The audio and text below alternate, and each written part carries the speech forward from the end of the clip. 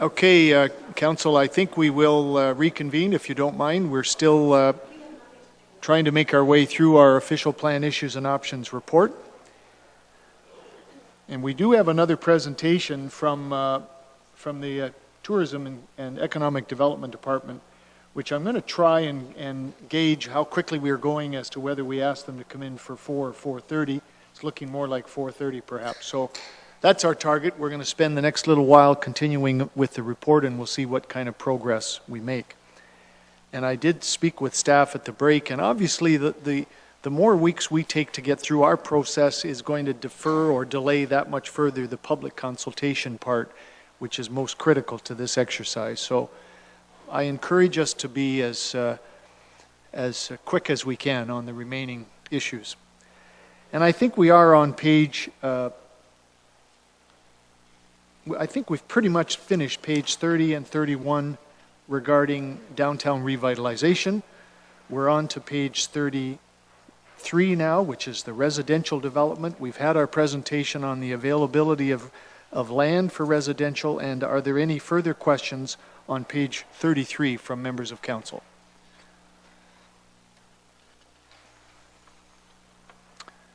Page 34. Councillor Height first, then Brutton. Thank you, Mr. Chair. I'm going to move a motion that we leave our garden suite date set for the 20 years instead of a 10-year.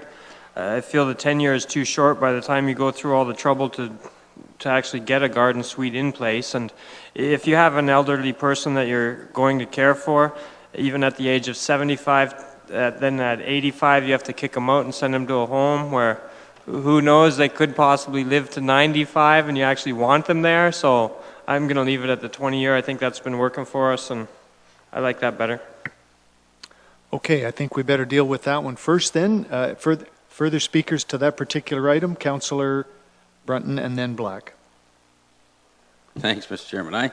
First of all, I kind of doing the math here. If you divide things out by 3, it should be 21 years, wouldn't it be for 3 times 7, maybe? I don't know, maybe, or 3 times 9.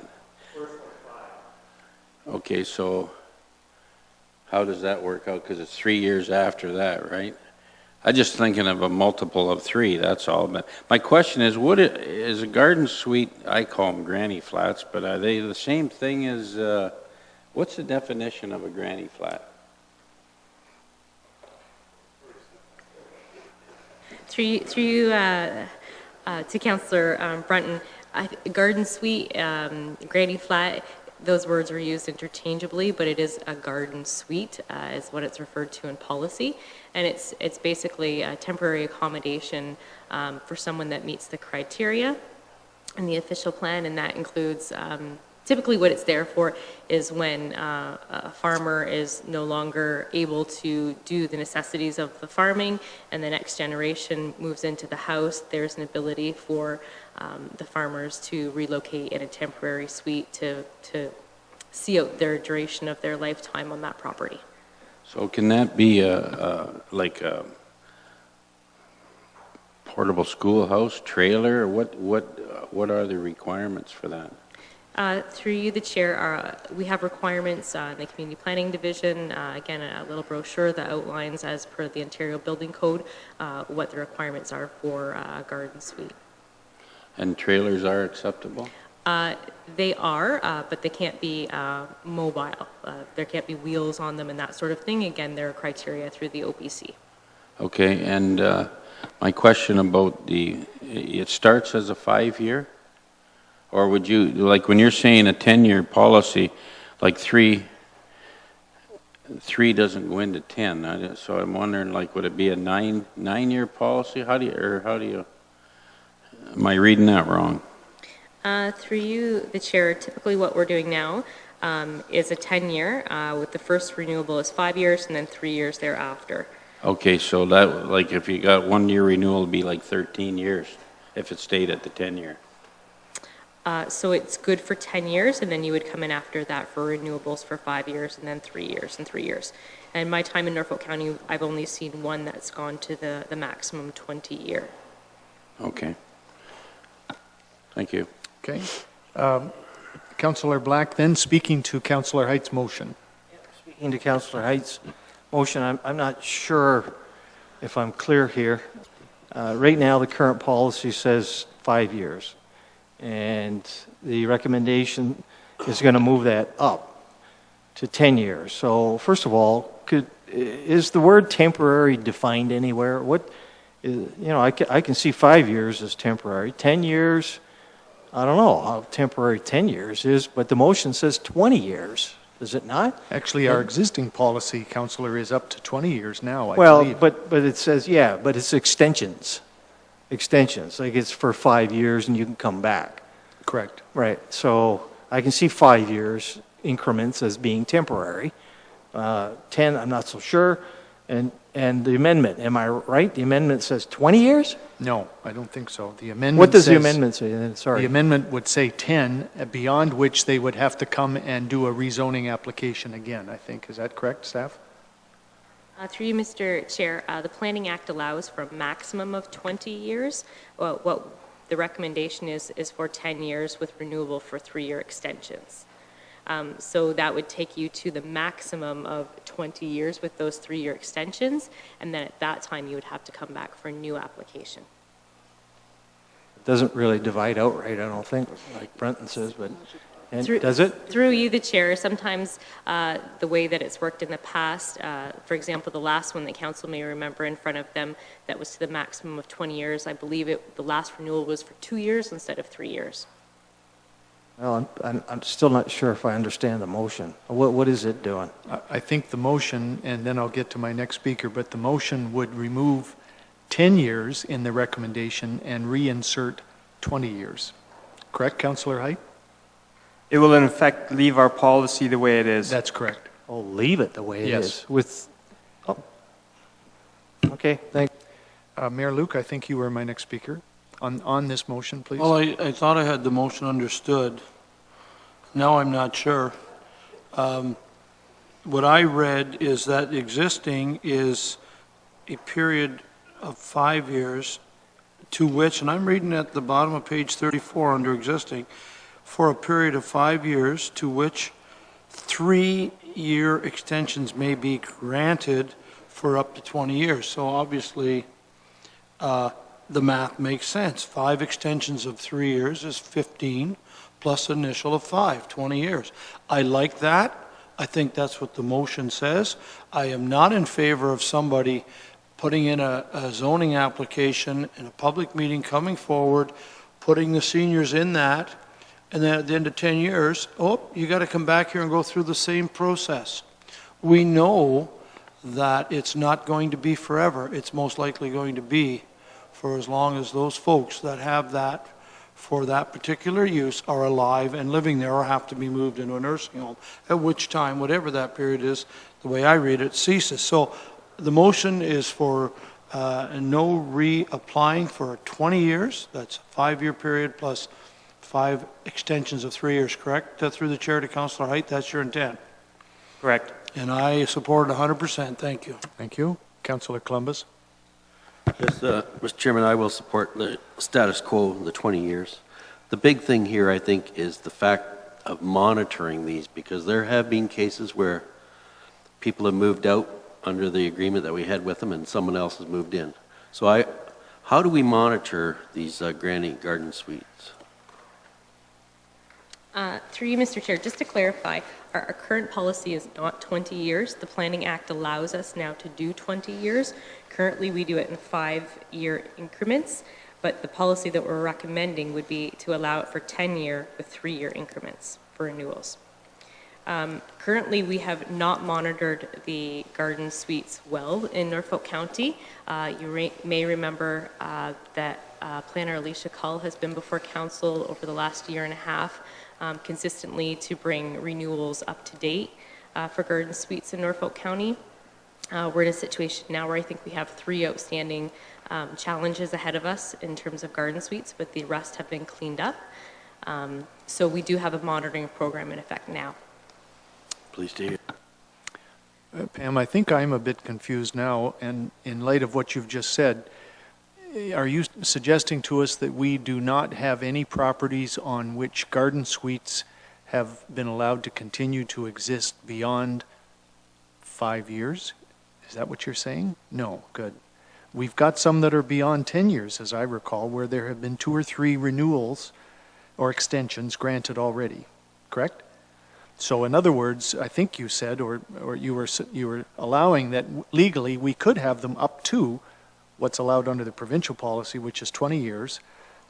The proposal was to change that so a maximum of 10 years before they would have to come back and apply for a rezoning again. Through the chair, you almost have that correct. Okay. It's the Planning Act, not the provincial policy That's what I statement, meant. that allows 20 years as Yep. the maximum. Thank you. And it would be 3-year renewals. So the 3-year renewal is a lesser fee to come back, and then at the end of 20 years or 19 years, Yep.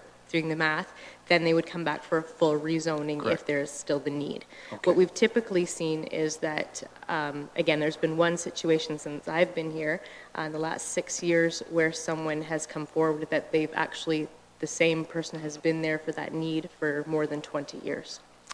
But staff understand the intent of Councillor Height's motion would be to maintain the status quo and not implement the recommendation in the report. Councillor Height, do you want to comment on that, either agreeing I with may me? have to clarify status quo, because if staff says it isn't 20 years, then I will suggest it be 20 years. I was under the impression that it was Yes. already, with the first renewal at 5, and then your 5 times 3 ever after.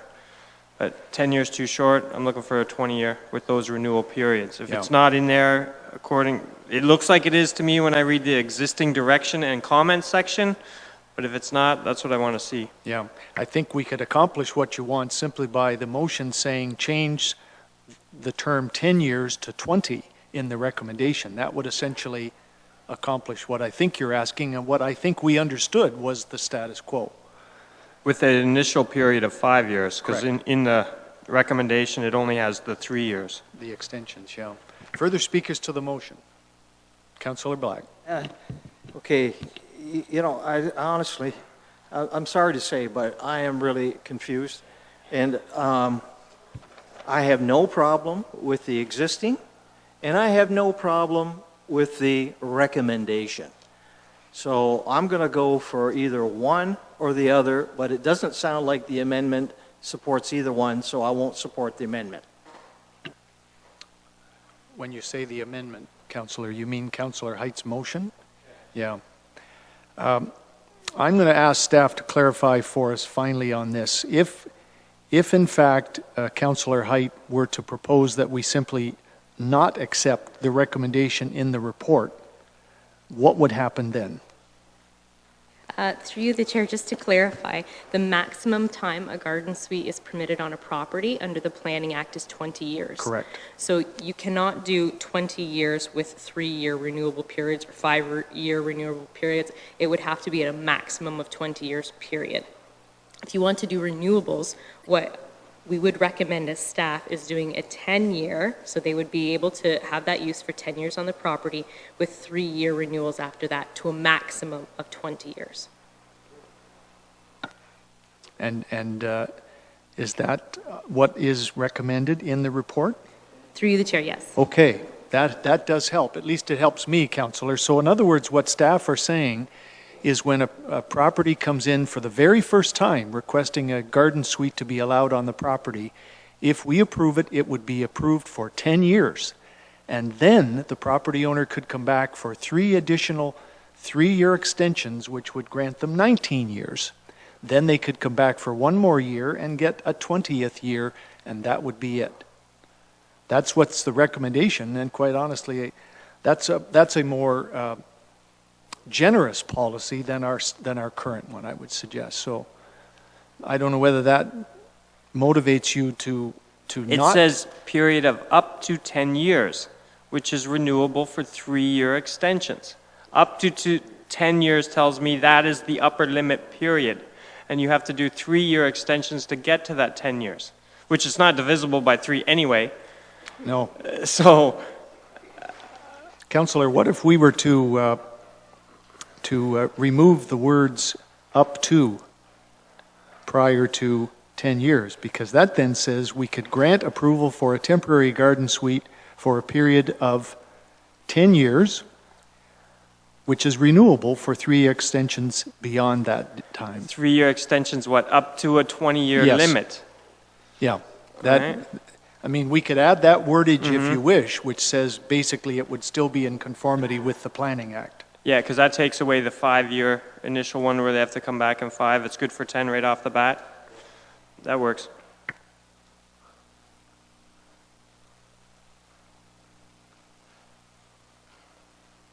Further speakers, and I'm going to get the deputy clerk to read what I think we want now, and that may help. Madam Deputy Clerk, do you have it, or do you want me to just read what I think it's going to be?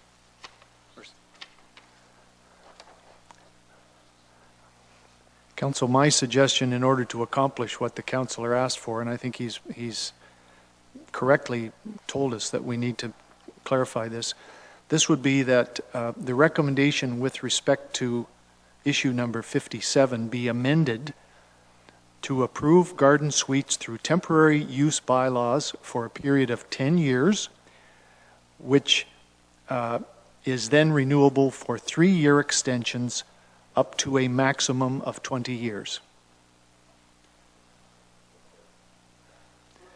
All right, that will be the motion when we call the question. Further speakers on that motion? Now, it does make sense now. Okay, now I can support it. And really, it's consistent with the wording of the original, because the original says 5 years to which, or wait a minute, residential lot for a period of 5 years. So by taking out that up to, it makes it consistent with the wording of the original. Except that we're changing 5 years to 10 Yeah, as no, the no, initial. exactly. Yeah. But the problem was this up to thing. Yep. You're right, that was Right. confusing to all of us. and- So I'll support it. Okay. Further speakers to the motion? Are you all clear, or would you like the deputy clerk to read it one more time? I'm seeing no. Okay, those in favor of that motion? I see no one opposed, so that is carried. Thank you for that, council. Anything further then on page number 35? Yeah, Councillor Black. Yeah, backlotting. Yes. I need to be educated on backlotting. I know what it is, and I know where they are in Simcoe. We've got some along Evergreen Hill Road up by the high school. We've got some on Ireland Side Road. You know, they're in different places along West Street, coming just straight out of here. And I never saw any problem with them, because I thought, in a way, that what it does is it limits access to those major roads. I could see a problem if with backlotting on interior roads or secondary roads, but what's the problem on a main road like West Street or Ireland Side Road with having backlotting? Because to me it facilitates traffic a lot better. We don't have all those driveways going off onto, to cause a problem with traffic flow. So I wondered if you could educate me and make me smarter than I already am. That would be hard to do. Well put. Sorry. Sorry. Anyways,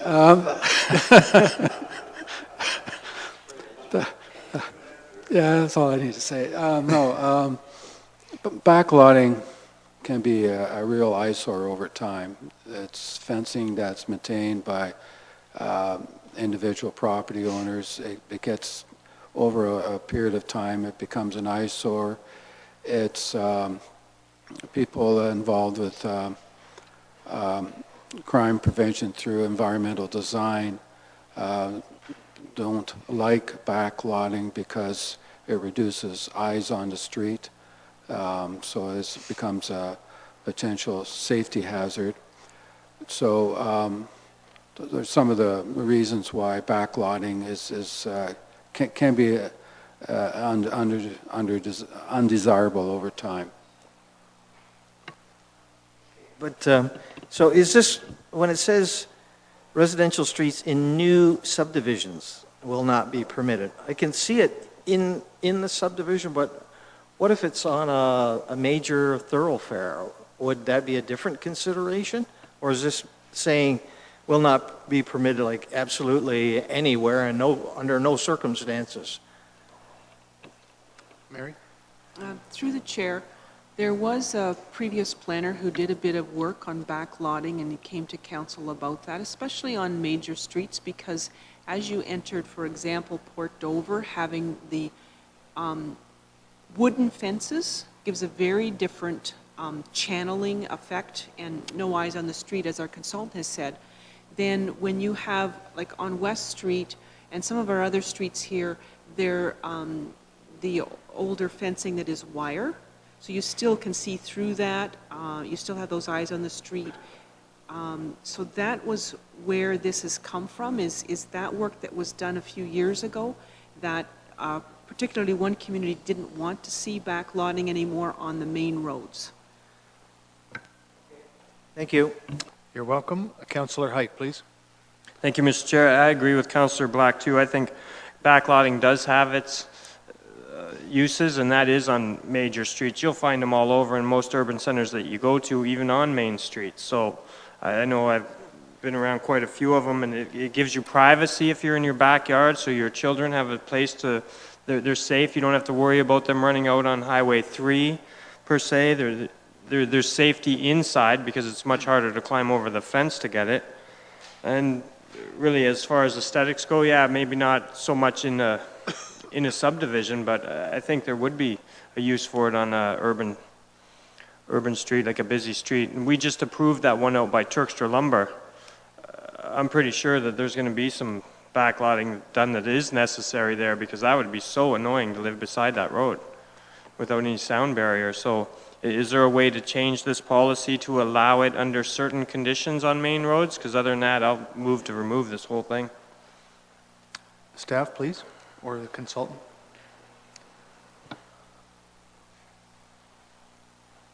I think the eyesore conditions are probably worse on a major street. When you have houses that front onto the street, there are private or safe. Children can play in the rear yards and that. And this way, the rear yards face the street. I think over time, it's an aesthetic problem and a safety problem. And I think the problem is probably worse on major streets than on local streets. Through the chair, I can add a little to that. Councillor Height, we've had, you may recall, I know in community planning, we've often heard our Port Dover residents refer to Port Dover as Fort Dover, because some of the tunnel vision that you see coming in on the highways to the community, and when you first enter the community, that's predominantly what you see is fences along both sides of the street. We're working with a developer right now whose subdivision has lapsed to create a new concept for the subdivision that won't include the fences along the road, and it's turning out to be a beautiful planned area. It's allowing some vegetation and some natural buffering along the road, which I think will be much more visually pleasing to the public and tourists coming into that community. So that's one example of how this policy can help. Unless we have policies in that regard, it's not something we can require from a developer. They have to do it on their own goodwill. We're definitely able to work with the developer if we have policies in this regard. Thank you for that, but I suspect that the people that live in Fort Dover like it that way, and I don't think that we should make it a requirement, and I'll move the motion to remove that and leave our policy as it is right now. Okay, thank you. Any speakers then to the motion? And the motion would be to delete the recommendation with respect to issue number 58. Councillor Black. I guess why does it have to be all or nothing? Can't we do both? Can't we have our cake and eat it too, so to speak? We can leave the policy, the recommendation, but add some flexibility in there, I guess, according to council's direction or something like that. So I do see, staff's point on the one issue. I'm not so sure I could go so far as to just eliminate it, but I would like to have flexibility. That's in that one. Okay, well, the motion is to delete it right now, so, Amendment to that would be contrary to them, so I'll wait until. okay, thank you. Further speakers to the motion? I am going to call the question then. Those in favor of the motion to delete the recommendation around this issue? I see 1, 2, 3, 4. Those opposed? I see 4. I'm going to vote not to accept the recommendation, the motion rather, I'm sorry. So in other words, the policy would stay as per the report. Okay? Further to this item then, Councillor Black. Oh, so we're back to the recommendation? That's correct. Okay. Well, can we just leave it as is and add something in there? I don't know exactly what the wording might be, but something to allow some flexibility under certain circumstances or at the direction of council. I'm not sure how to word it, but what I want to get at is flexibility. Okay, staff, can you respond, please? Through you, the chair, yes, certainly, Councillor Black, we could put some wording is encouraged or something like that, that could give us some flexibility in one way or the other to work with developers. Okay, so in other words, if we changed will not be permitted to will be discouraged, that at least builds flexibility into it, Councillor, and there would be required to have some negotiation between staff and the developer. Would that accomplish what you're wanting if... Well, I think so. Yeah, I appreciate that. Thank you very much. All right, that's going to need to be a motion then to amend the recommendation. So I'm moving that. Thank you. And then I'll get to you, Councillor. The motion would be to amend the recommendation regarding issue number 58 to delete the words "not be permitted" and insert the words "be discouraged." Speaking to the motion then, Councillor Brunton first, then Columbus. Well, I like it the way it is, and I'll tell you why. Like, my understanding is in a new subdivision, when there's arterial collector road, I'll use that as an example where most of this takes place. At the time, I believe staff recommend a 1-foot reserve for all this stuff. And that restricts access. That's the idea of it. And so at least if I'm on track with the whole idea here, I support the way it's written in here because, and I can think of umpteen places where you do not want access on certain roadways.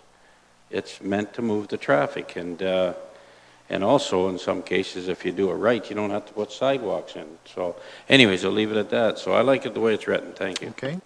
Further speakers to the motion, Councillor Columbus? Yes, I will support the word discouraged to replace not be permitted. I think it does offer some flexibility. And, you know, when the plan comes to council or planning staff, there's probably some properties that are developable, but maybe the configuration is such that you may have to allow some backlotting. Okay, but of course you can do a lot with landscaping too. So I think it does offer some flexibility. Okay, thank you. Councillor Height? Thank you, Mr. Chair. I guess my problem with the word discouraged is there's no timeline. So the developer could be discouraged for what, a year, 2 years before he comes to council? Right? There's no give or take. Sure, it leaves it open. We have that now in our existing policy. We could ask them if they would do it, which is the same as what we're going to do by discouraging it. They're the opposite effect anyway. Thank you. Okay, thank you. Any further speakers to the motion? I am going to ask the Deputy Clerk, if you don't mind, just to read it so we have it one last time. Thank you. Moved by Councillor Black that the recommendation in issue number 58 be amended to delete the words "not be permitted" and insert the words "be discouraged." Okay, you've heard the motion. I will call the question. Those in favor of this change? I see 1, 2. Those opposed?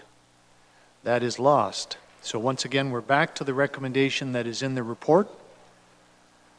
No further motions, or are there further motions coming forward? We've hashed this one over, so I think we will say this recommendation stands as it is in the report. Let's move on then to page number 36.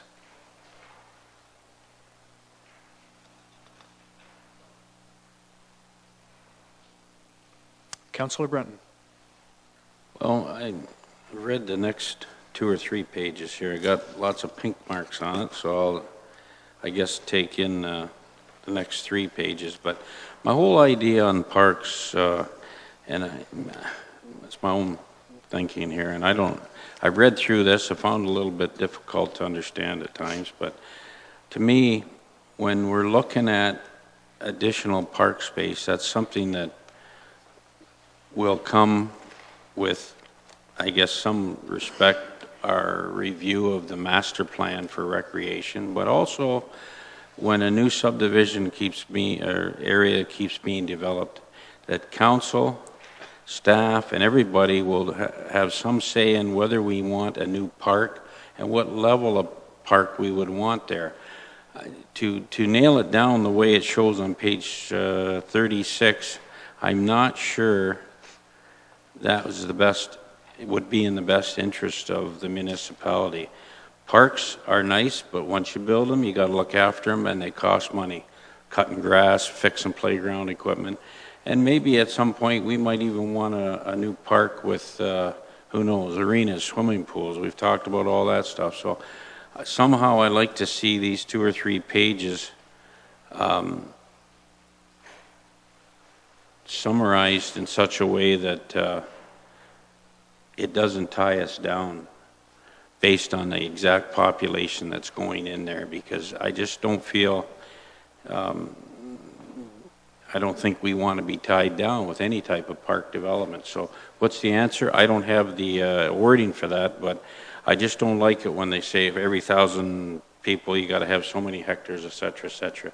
I think that puts a lot of restriction on us. Thank you. Thank you. Further speakers on page number 36?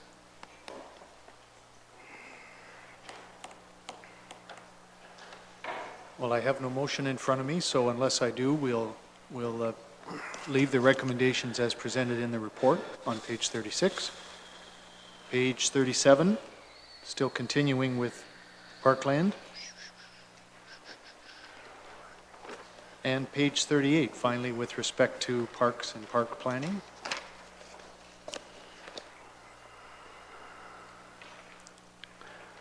So that concludes that particular item. Let's move on then to page 39, which talks about growth management. Any questions or issues on page number 39?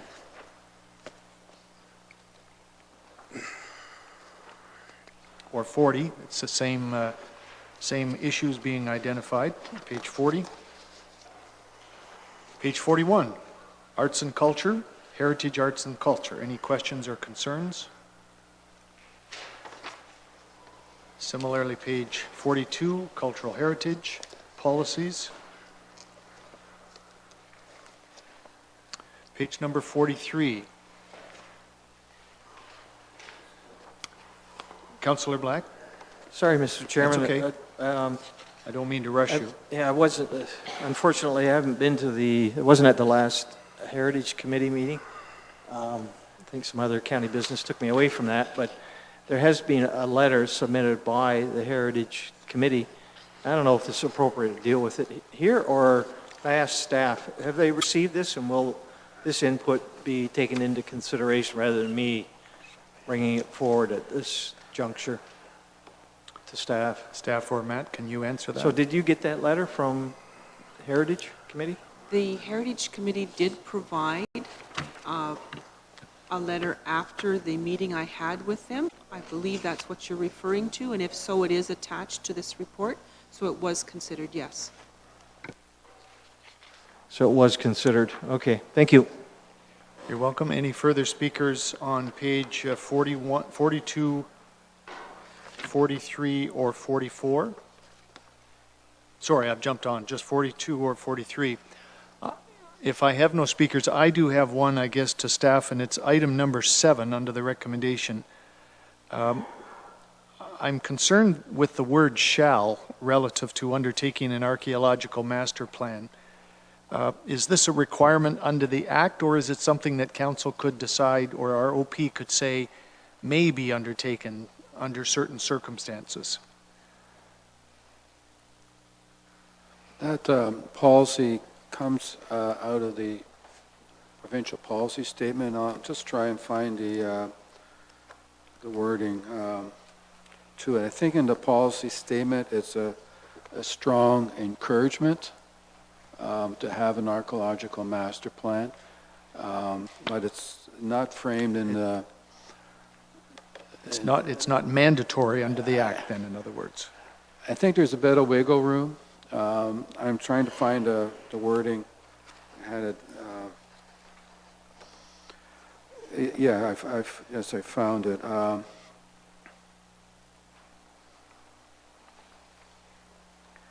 The provincial policy statement reads, planning authorities should consider and promote archaeological management plans and cultural plans in conserving cultural heritage and archaeological resources.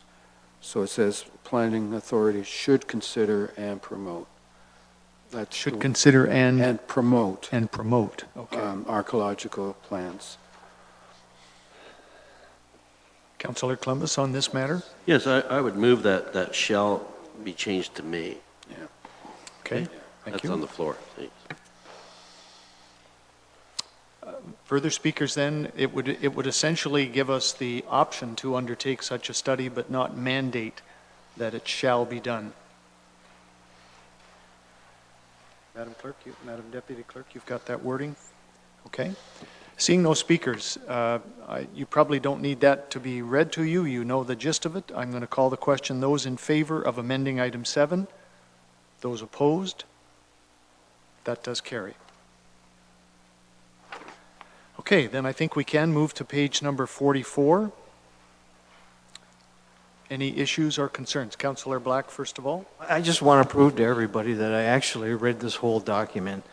And at the bottom, on page 44, right-hand side, recommendations, third line up, should that read hand versus had? I'm sure it should. Thank you.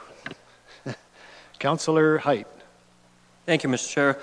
When I look at these ones here, the maintain and enhance tourism assets and infrastructure that supports tourism, it says that expand policies and add policies, but it doesn't actually bring any details of said policies.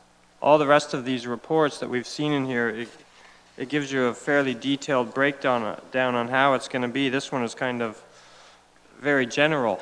It's just okay. Like, we already have the policies, so what are we going to do, and should we do it? We don't even know the policies, but we're going to add to them. I'd like some more details before I go about doing this.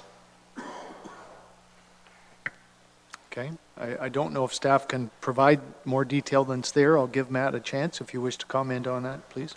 My intention here was to obtain direction. There are specific policies in the Lakeshore Secondary Plan about tourism. I didn't want to repeat them here. They're quite extensive. But the idea was if that's the direction of council, we'll be looking at adding those policies in the general part of the plan. And those policies will come back to this council before they're approved. So you will have a look at them before you approve them, but I haven't developed them yet. But there's quite a bit of policy in the Lakeshore Plan that we would look at carrying forward to the extent possible. Okay, Councillor, for now. Okay, further speakers on page 44. Page 45.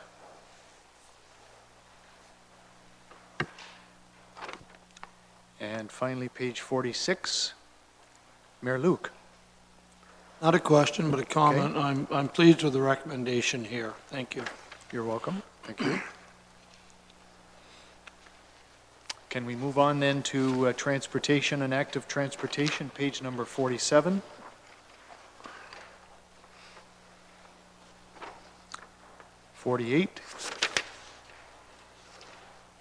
Councillor Black. Well, I don't know if anybody else picked up on this one probably, but at the top, 6, under recommendation, require developers to construct sidewalks on both sides of local streets. I guess our policy at the moment is only on one side. Is that correct? I think it is. Yes, that's my understanding. Okay. Can you outline the pros and cons of both sides, having it on both sides versus one? A number of communities are moving to both sides of the street. It promotes walkability, active transportation. It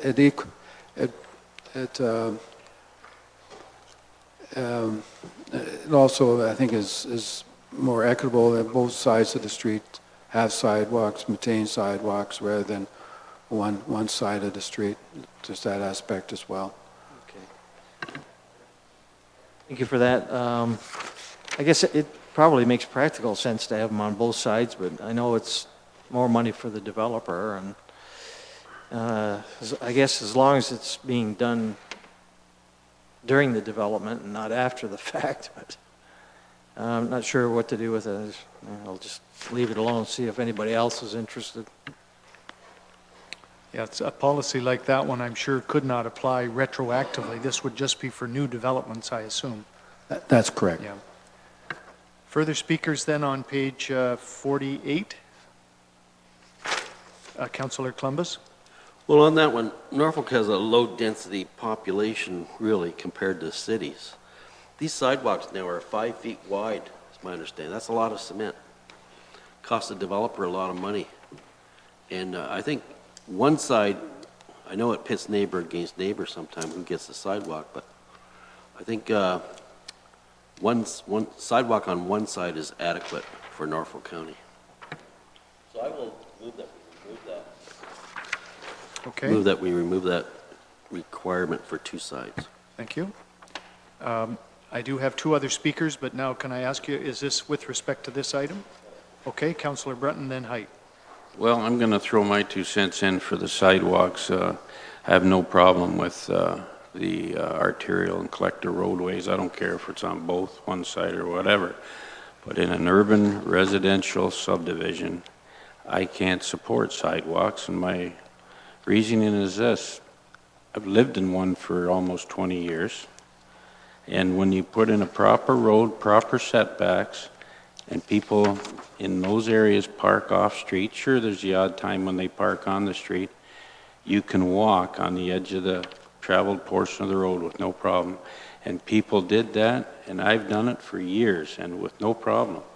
And I just think it's an extra onus, an extra cost in the urban residential. But other than that, in my opinion, the arterial and collector roads are fine. Thank you. So Thank you. I can't support.